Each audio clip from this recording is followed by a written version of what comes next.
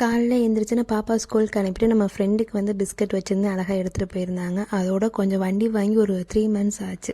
கொஞ்சம் long drive போயிட்டு வரலாம். நான் பக்கத்தில் தான் வண்டி எடுத்துகிட்டு போவேன். கொஞ்சம் ரேஷன் கடைக்கு, அப்படி குலதெய்வம் கோயில் போகிறது, இல்லை கடைக்கு இந்த மாதிரி தான் போயிருக்கேன்.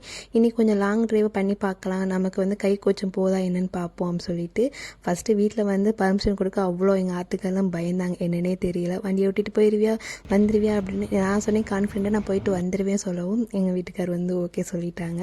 அதுக்கப்புறம் ஓகே பார்த்துக்கலாம் அப்படின்னு சொல்லிட்டு ஹெல்மெட்டை மாட்டி கிளம்பிட்டேன்.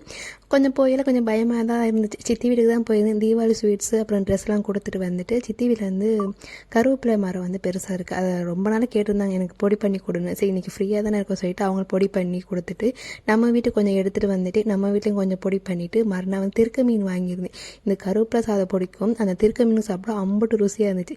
நீங்கள் ட்ரை பண்ணி பாருங்கள். நெக்ஸ்ட் ஒரு வீடியோ பார்க்கலாம். இந்த வீடியோ பிடிச்சதை மறக்காம சின்ன லைக் கொடுங்க. பாய்.